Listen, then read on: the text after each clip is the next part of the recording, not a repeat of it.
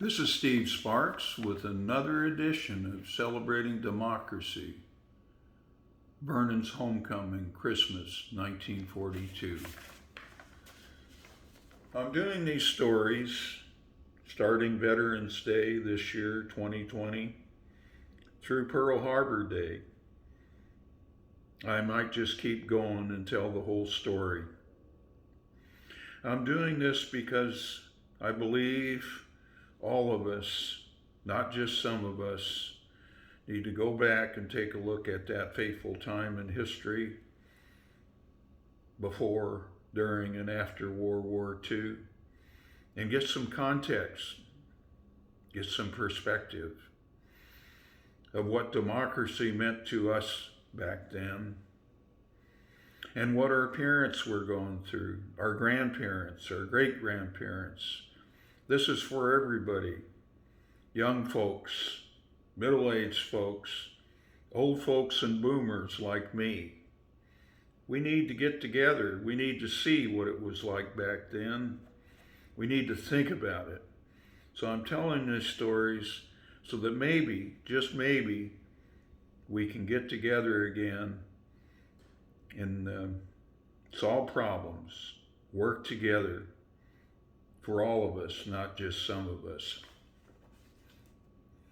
In early May 1942, U.S. and Japanese carrier forces clashed in the Battle of the Coral Sea.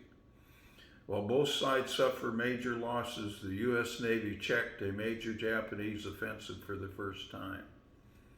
Then, in the Battle of Midway following month, U.S. carrier aircraft dealt a devastating blow to the Japanese Navy, destroying 4 aircraft carriers.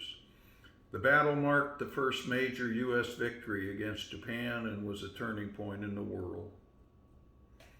By shifting the balance of naval power in the Pacific, Midway allowed U.S. forces to take the offensive for the first time.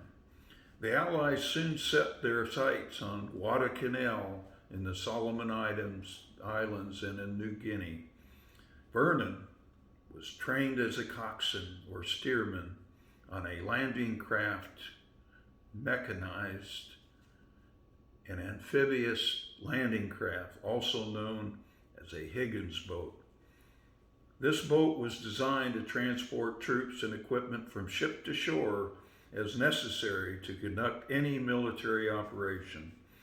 As many as 18 LCMs were carried by a landing ship dock, a large mothership loaded with all elements of a landing force necessary for a variety of expeditionary warfare missions. Coxswains like Vernon were assigned to the LSD-2 USS Belgrove for the entire war. Yes, the entire war. Vernon's next Pacific War duty as a newly appointed Chief Boatswain's Mate, BMC, would be the USS Belgrove LSD-2. Vernon dreamed. He worked hard. Vernon proved himself as a warrior, the best of the best at sea and on land, they would say.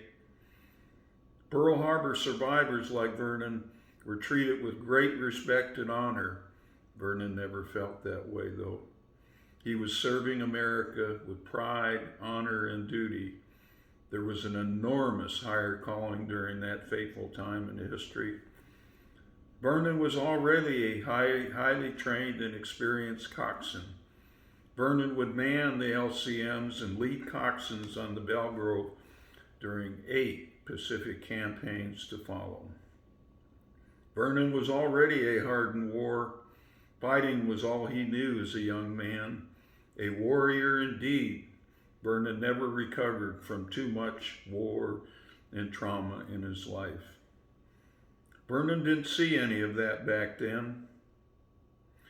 He thought about killing Japs, who killed his best friend Roy Powers and many of his shipmates on December 7th, 1941. So I'll pick up on that in part 2, folks. See you later.